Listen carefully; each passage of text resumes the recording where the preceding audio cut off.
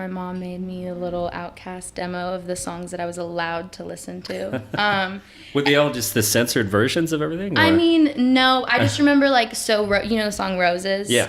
I would have to skip that. Like, she was like, every time you hear the piano intro, you have to skip the song. Because it was like, I know you like to think your shit, don't sing or whatever. She's like, you have to skip it. So I would always, like, skip it. I was like such a good kid. You would actually listen to her? Like, yeah. Well, like, I didn't know. I was like, what if it's, like, going to freak me out? Like, I didn't know what the song, you know.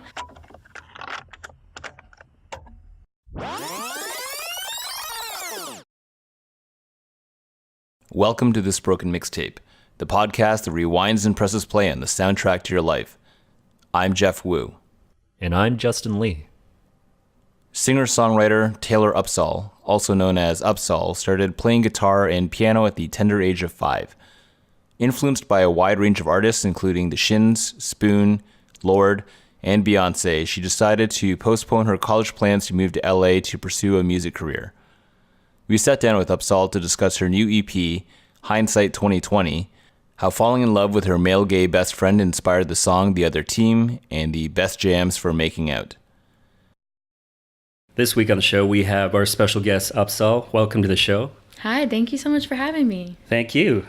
So you just got back from, you're playing some shows at South by Southwest? I actually did end up going to South by. I'm opening on the Max Frost tour, so Okay. I've been touring from LA for the past 2 weeks. It's been so fun. And how has the tour been so far? It's been incredible. I've never been on tour before. I've only ever just played live shows in my hometown and a little bit in LA. So I didn't know if I was going to be obsessed with it or if I was going to be homesick, but it's so addicting being on the road. I could do it all year if I could. It's so fun. So you're originally from Phoenix, but you moved to LA in the last year? Yeah. So I grew up in Phoenix and then moved to LA right after I graduated high school when I was 19. Okay. A little bit over a year I've been there. I'm still getting used to it though. It's such a big city. And it's so sprawled out. Totally. Yeah. But once you get to know the pockets and the places that kind of you identify with, it's a great city. Totally. It definitely took me a second, because I was fresh out of high school, just moved into one of the biggest cities ever, and I moved there alone. It was a slap in the face for sure. But once I kind of got into the groove of doing sessions and meeting people, I'm in love with it. It's cool. Yeah, that's awesome. Yeah. So, I know you've been playing music all your life, and your dad's a musician, so you kind of grew up in a musical household. And I know that you had this one sort of music room with various instruments. Yeah. Did your dad teach you how to play? You play piano, guitar, I imagine some other instruments as well. Yeah, so when I was 5, my grandma started teaching me piano. I started piano lessons every week, and it was classical.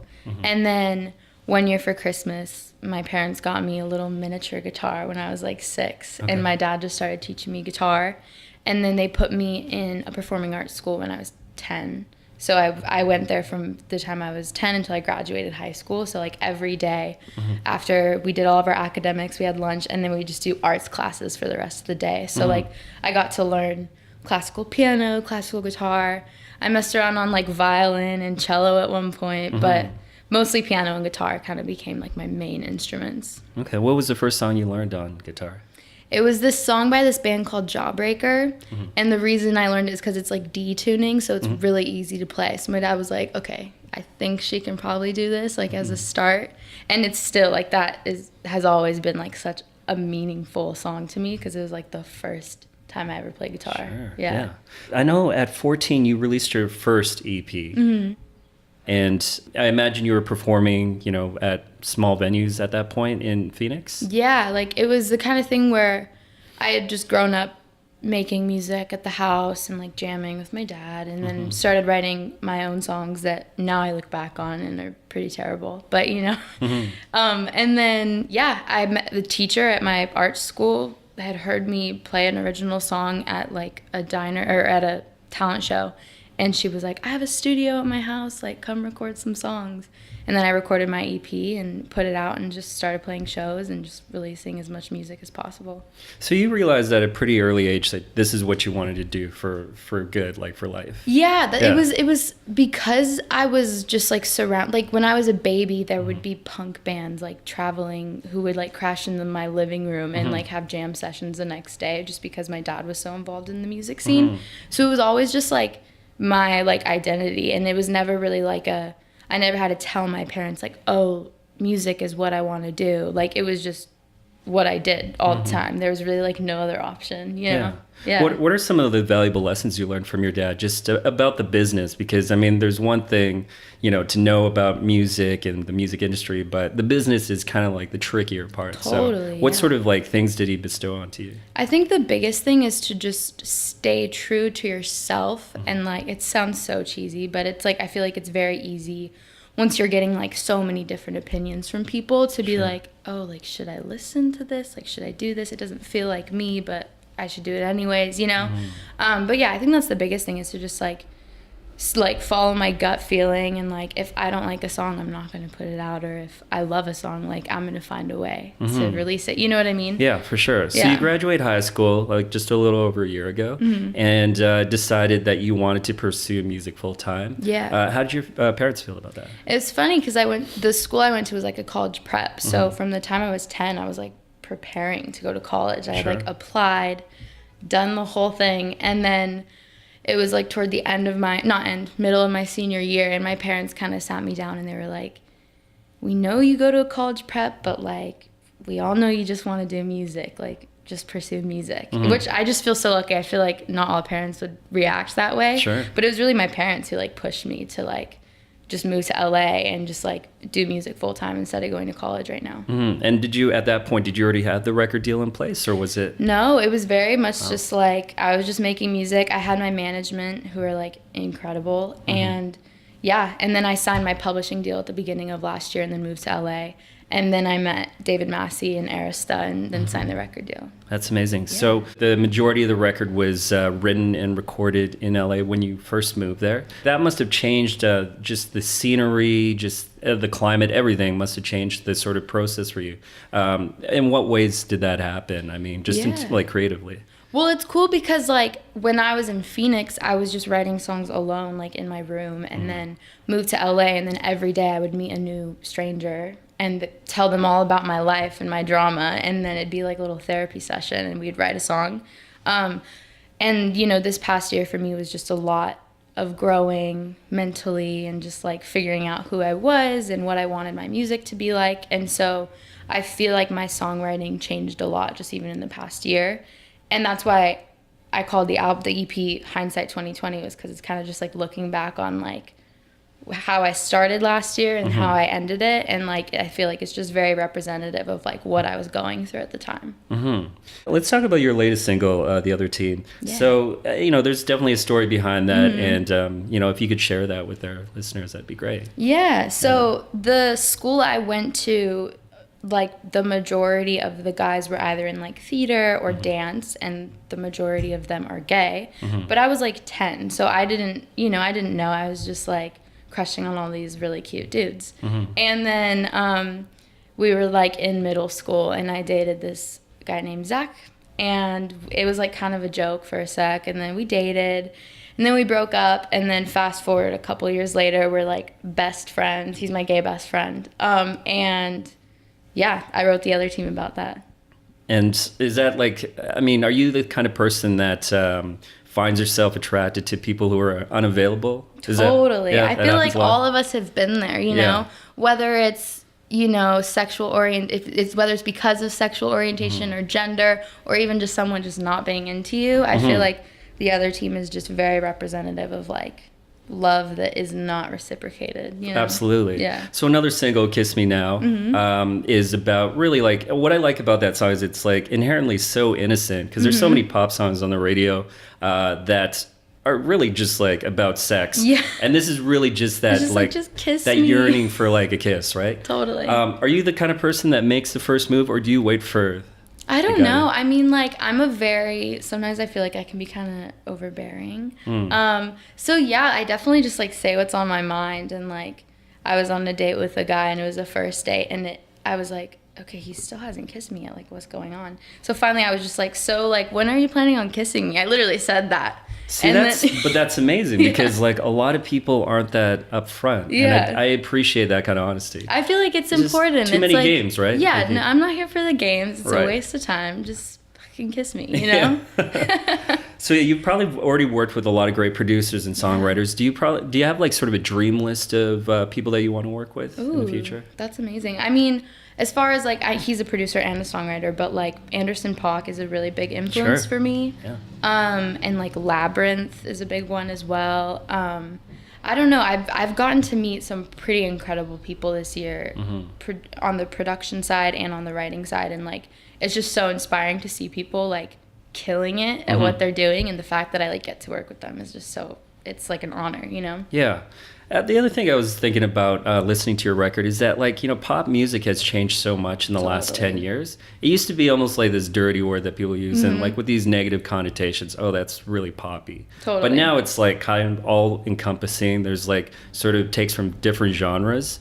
When you set out to make this record, did you have like a particular sound? Like, did you think in your head, I want this to be a pop record? Or was it just a culmination of, you know, all the different like sort of influences that you had? Yeah, I feel like with sessions, I would just try to just like see where the day like took us, and if it ended up being a super pop song, then it was a super pop song, and like, but I feel like because I grew up listening to a lot of like alternative music and like Outkast and stuff, I feel like those like different, like the urban genre, the alternative genre, and the pop genre have all just kind of naturally like fused into one.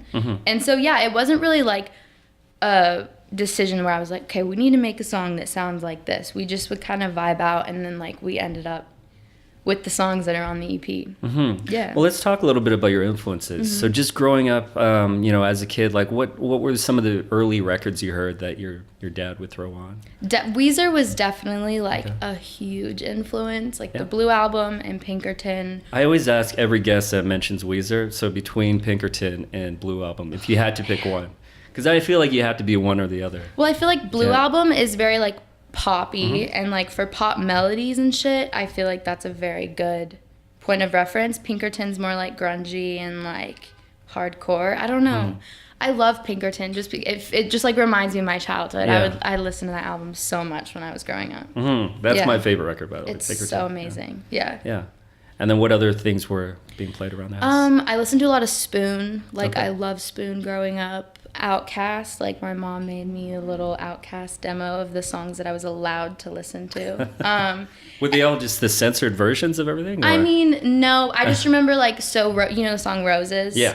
I would have to skip that. Like she was like, every time you hear the piano intro, you have to skip the song. Because it was like, I know you like to think your shit, don't sing or whatever. She's like, you have to skip it. So I would always like skip it. I was like such a good You would actually kid. listen to her? Like yeah. You would, well, I didn't know. I was like, what if it's like going to freak me out? Like I didn't know the song, you know.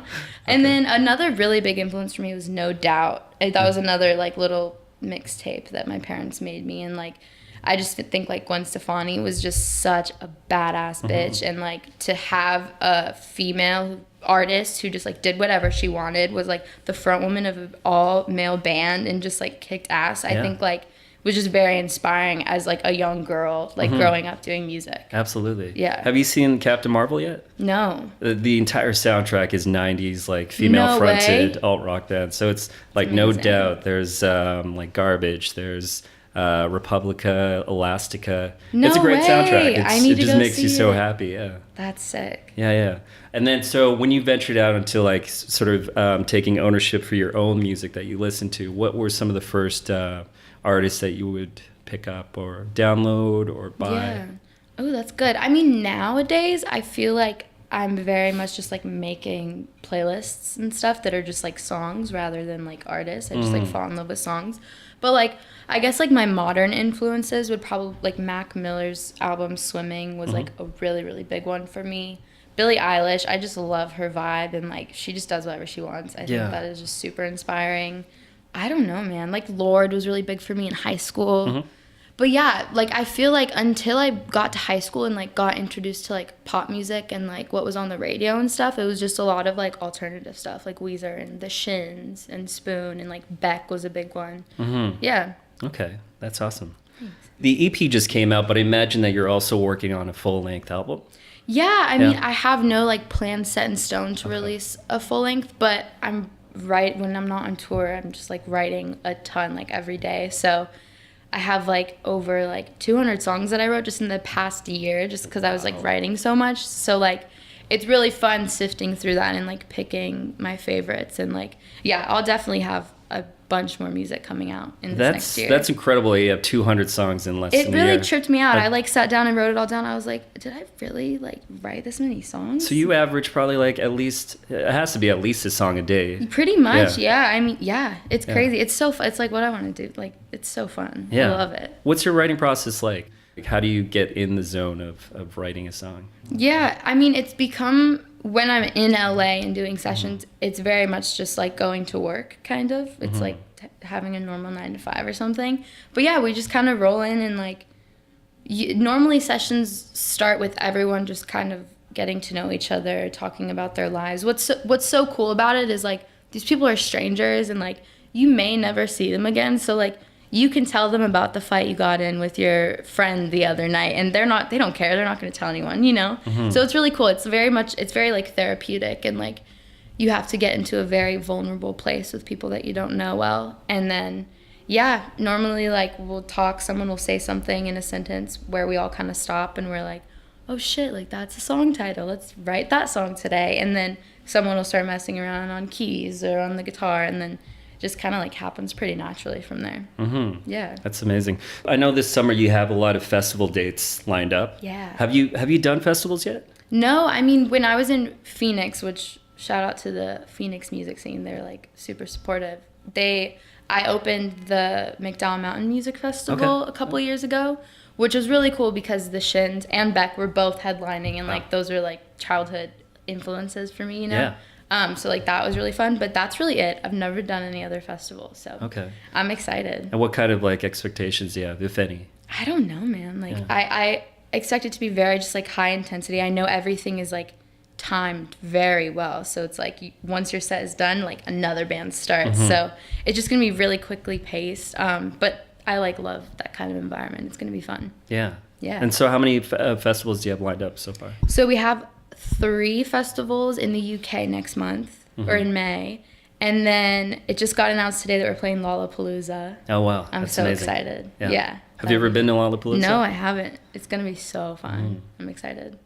So I know recently, I don't know how recently, but you tweeted or you posted an Instagram photo of you for National Donut Day, which like to this point, don't you think like every food has a national day for it, even if you don't know about it? Every day of the year is a national something. Right. Yeah. And you posted, I think you were eating like a strawberry donut. Oh, I know like the photo. A strawberry I was in holding the it bowl. over my eye. Yeah. Yep. Well, I mean, my question is, how was that donut? But more importantly, amazing. what are your favorite donuts?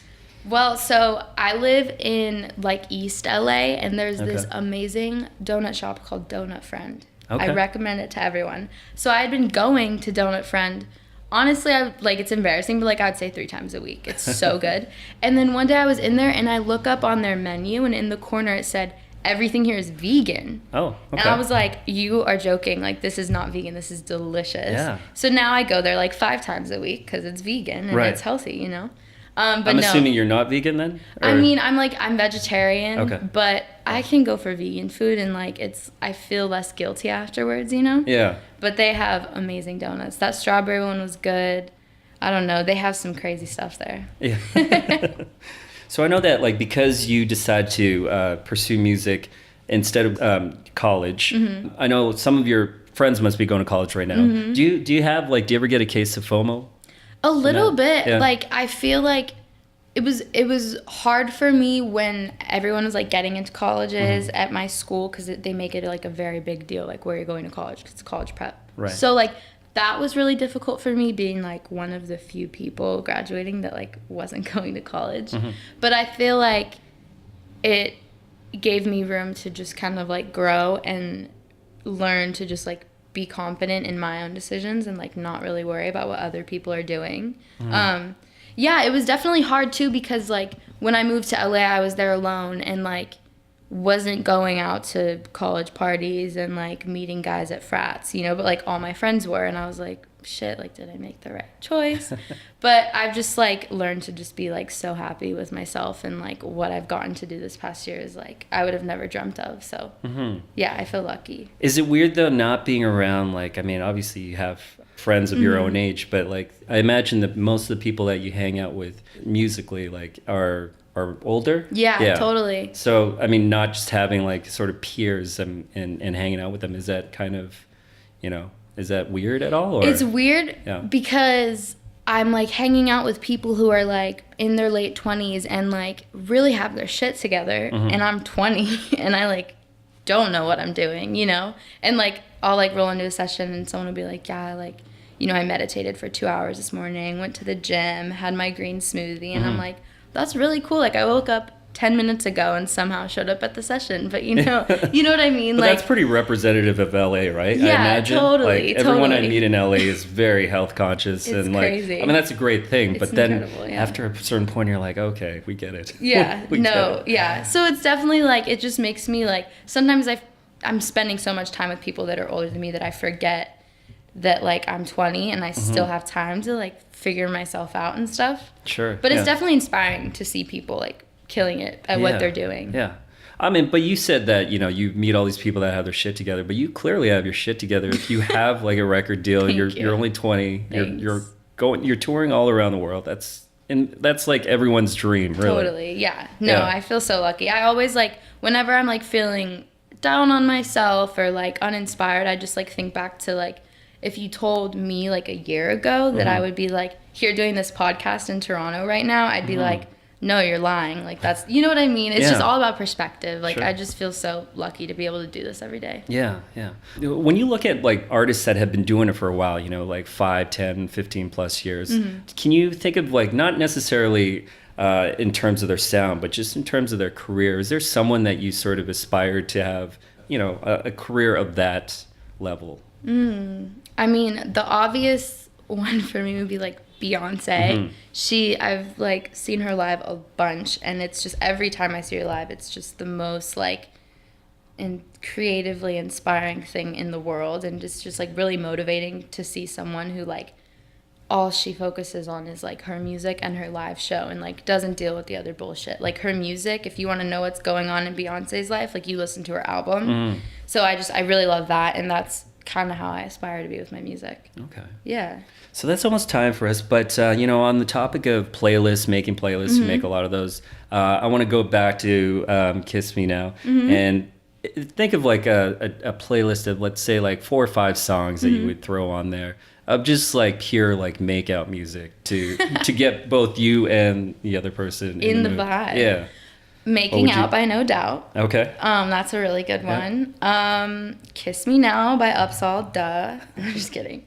Let me think. This is stressful. Sex With Me by Rihanna. Okay. Have you heard that song? Yes, absolutely. It's so big dick energy. I love it. Big dick energy. I like it is. I would say Blow by Beyonce. Okay.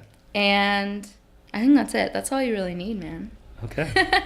Like that's the fastest anyone's ever. The last question is always like related to songs. Like pick a song for this theme, and that's the fastest anyone's ever answered that. So that's great. Well, thank you so much, and hope the show goes well tonight. Thank you. And hope the rest of the tour goes well. Thank you so much for having me. Seriously, thank you. Thank you. You've been listening to Season 3, Episode 8 of This Broken Mixtape with singer-songwriter Upsahl. If you haven't already, visit thisbrokenmixtape.com to check out this episode's Spotify playlist. There you'll also find all of our past interviews and custom illustrations for each show. If you enjoyed this episode, please take the time to subscribe, rate, and share our podcast however you're tuning into us today. Also, if you have any comments, feedback, or ideas for guests, feel free to drop us a line through our website, Instagram, or Twitter.